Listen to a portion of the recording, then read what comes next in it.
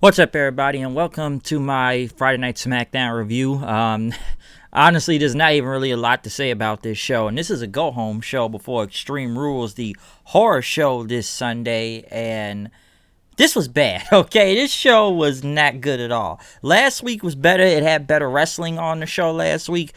This week looked like it just took a whole entire 180, okay? Like a big 180. And this was like a go-home show, but I'm sure we all know who on the internet is going to blame tonight, which I can wholeheartedly agree to. Bruce Pritchard, the Weasel himself, man. Vince's boy, the right-hand man. Bruce Pritchard, we're going to get into a lot to him tonight, but what do we kick it off with this show, huh? We kick it off with Miz TV, with Miz and Morrison, which their guest was Jeff Hardy tonight, which they kind of did his dance at the same time, too.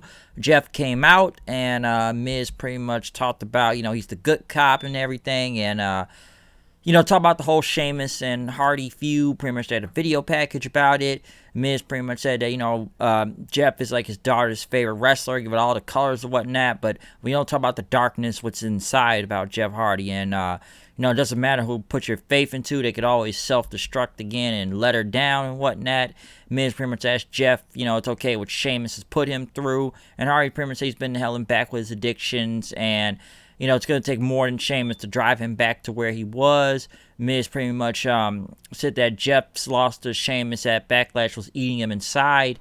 And Jeff says, it does bother him, but he's going to do everything what he can to take out Sheamus and put the past behind him. And he wants to make an example for everyone that struggles with addiction so he can show them that there's life beyond your wildest dreams and, stay sober and whatnot. But, Miz and Morris said they want to help.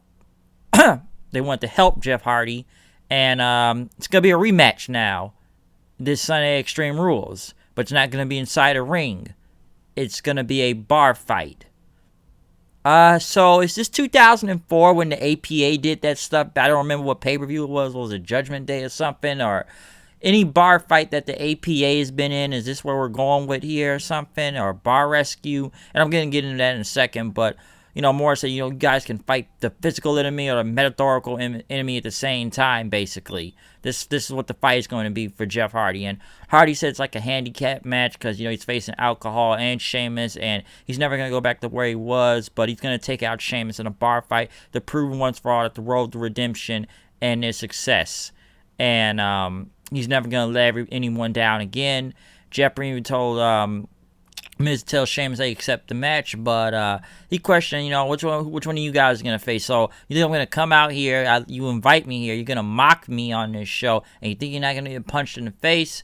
And sorry he's disappointed everyone again, which he pretty much knocked Miz Morrison out the ring, which, let me say one thing about this segment. Listen, I get it, people are sick of this story between Jeff and Sheamus, especially the whole storyline with Jeff Hardy and his whole addiction problems and whatnot. I've stated this many times before. They did it damn near 10 years ago with CM Punk, and they didn't in TNA, okay? It's not the best outlook to go with, but I guess we're looking for realism in this, so hopefully this feud is over because I don't know where they can continue after Sunday. Now, a bar fight, I don't know. Like I said, is this some APA level type stuff? Because I don't know. Because the matches they are coming up with Sunday for this horror show, what do we got here? We got an eye for an eye match, we got a swamp fight, and we got a bar fight. One of these are going to be a cinematic thing, which is going to be the swamp fight, so get ready for more cinematic wrestling, unless we're going to get all three of these things in cinematic wrestling. And you want to see a horror show, then it may be a horror show this Sunday, depending on how many cinematic wrestling matches they do, which I only think it will be a swamp fight,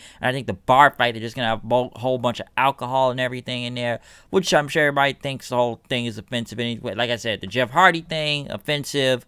Like I said, I've heard it several times now. The eye for an eye match, I have zero clue, but a lot of people think it's the stupidest idea they have ever heard of. But yes, we have a bar fight, a swamp fight, and an eye for an eye match. I have no idea where this is going to go this Sunday. I honestly don't, okay?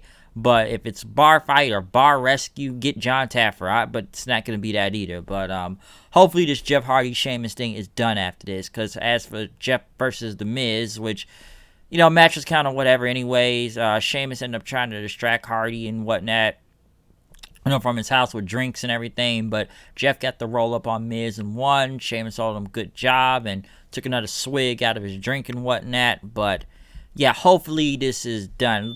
Some people say the company is just doing this to bury Jeff Hardy and everything for whatever reason. Most likely, possibly could be for all I know. But hey, well, I don't know what you can take from this at the time, okay? But yeah, I hope this bar fight is the last thing we see from Jeff Hardy and Sheamus, and we move on to something else.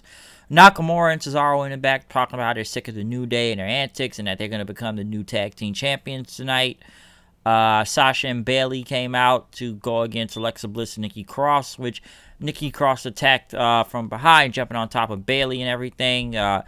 Match was kind of whatever because we do have a title match this Sunday with Bayley and Nikki Cross.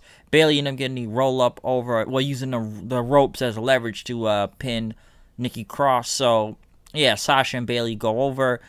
Will Bayley lose the title this Sunday? I don't really think so. To Nikki Cross, even from booking WWE, when you win on the go-home show, that means you're going to lose on the pay-per-view. But I still see Bayley retaining the title this Sunday. So match is just, it's kind of whatever to me if you ask me. But they got a feud to push.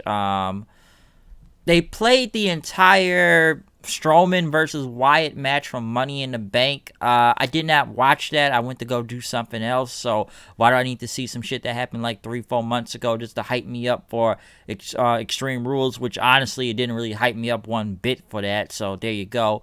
Big E and Kofi Kingston were in the back talking about their match tonight. Big E, which his promo, man, which they said he took from Denny Green. I don't really know what that is, but you have to. So I seen the video over the the Bears lost and whatnot, and that's when a lot of people knew what Big E was doing tonight. Like, we do not forget who they were, or forget where they, or who we thought they were and whatnot. But we are not gonna let them off the hook tonight. Big E is just charismatic on promos, all right. Him and Kofi, I know Kofi was just going over what Nakamura and Cesaro do, but Big E just, man, his promos is just hilarious. Like that, the guy oozes charisma. I gotta say that.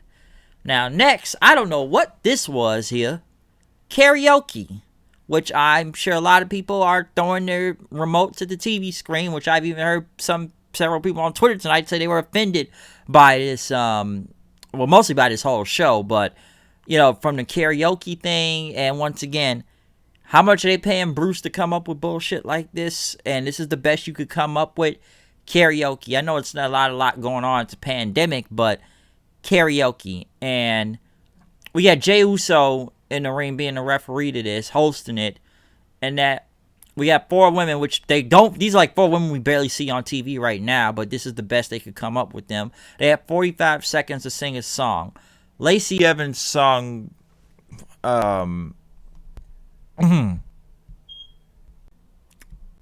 With My Baby Tonight by Jeff Jarrett or Road Dogg. I don't, and these women cannot really sing well themselves also, let me just say that. But it's karaoke, okay? I've even seen some people compare Lacey Evans to be the new Jeff Jarrett. They got that Southern thing going on and whatnot. All you gotta do is give Lacey Evans a guitar and she can go, smash like a lot.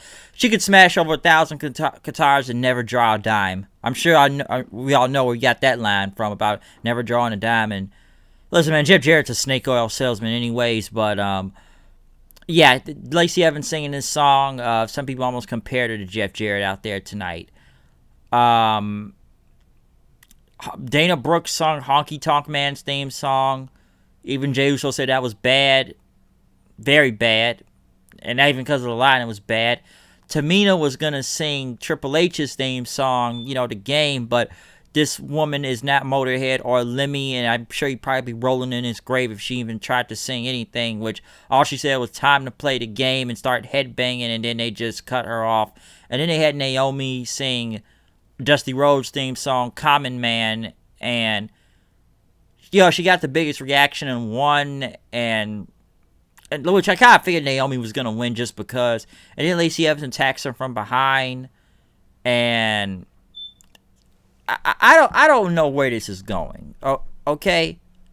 And I guess some people are saying that Lacey Evans turned heel over a karaoke contest. Why? I don't know.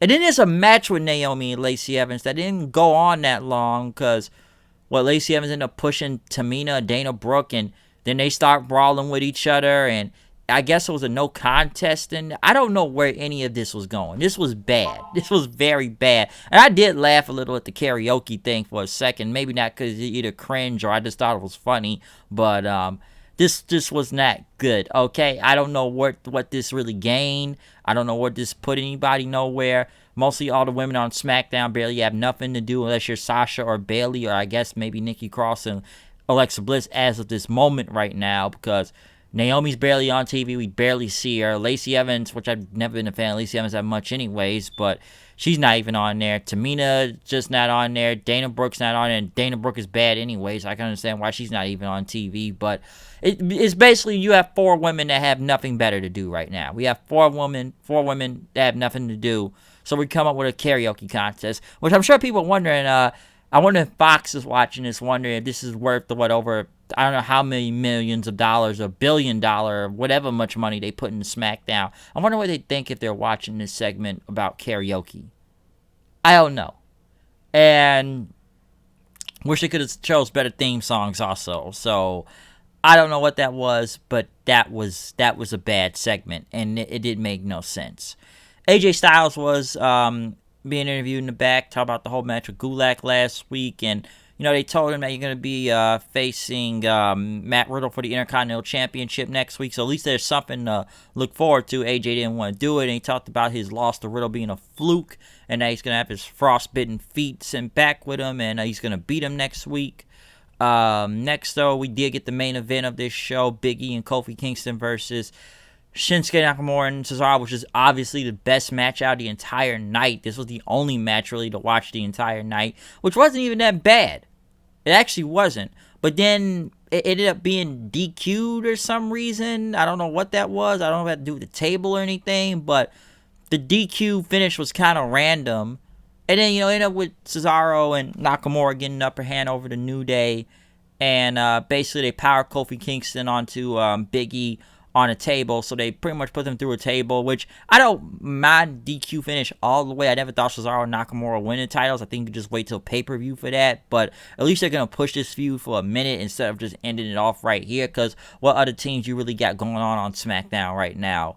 Okay, so maybe it's best to push this feud a little bit longer, so I can understand the table spot in a way, but I don't think it'll be a match this Sunday at the pay-per-view list. They announced at the last minute. We put on the pre-show, but I don't know what we can get from this, okay? But I never really thought the New Day were really going to lose the titles to Cesaro and Nakamura, so I guess they were going with DQ finish. We're going to continue this feud one way or another, so I actually mind that all the way. But as for the rest of the show, this was bad, and this is supposed to be a go-home show, okay? And obviously, looking at around tonight, I see a lot of people have thought SmackDown is very bad, so yeah, SmackDown just, it was like a night and day type of thing. Last week was really good. This week was bad. Okay, very bad, especially that karaoke thing. I have zero clue what's going on, but this was a go-home show, all right?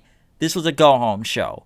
But listen, if you're looking to get the bad taste of SmackDown out of your mouth, why don't you check out what NJPW's got going on this weekend? You got the finals of the New Japan Cup, I believe, tonight, which I'll probably watch the show early in the morning. And you got Dominion over the weekend, too. So you got the finals of the New Japan Cup and Dominion, which I will have a review tomorrow for the rest of the New Japan Cup, the part 2 to it, including the finals, and I will review Dominion on Sunday since that's happening too. I don't think I will stay up tonight for the New Japan Cup, but I may stay up tomorrow night for the Dominion show, okay? So that is something to look a little bit more forward to during this weekend to get you a little bit of a better wrestling program than what you saw tonight on here. And yes, I will have an Extreme Rules review this Sunday also. I don't know how this show is going to go or going to be with this swamp fight, bar fight, eye for an eye, or whatever crazy match they're coming up with. I expect a lot of cinematics to go on, okay? But this is the horror show, people. So, yeah, there's a couple title matches that are at least worth watching this Sunday. But, hey, I guess we just got to wait and see to what happens, all right? So, that's my review of SmackDown tonight. It's not much to really talk about,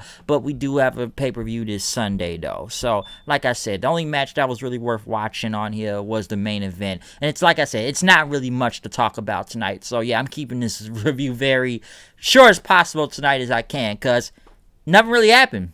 Really didn't. Okay, so we'll see you tomorrow and over the weekend. So I think we got a couple review videos coming in this weekend, okay? So we'll see what happens. But other than that, I'm out of here. I will see you guys later. Comment, subscribe, follow me on Twitter at HoodedKnight890. Check out any other video that is online right now. So yeah, you know what's going down. You know it's me, the HOOD. The news, reviews, you know what I am, know what I do. Going down, turn that frown upside down. I guess we're done with whatever this episode was with Smackdown. Keep it cool. We'll see you this Sunday for Extreme Rules. I'm out of here. See you guys later. Peace out.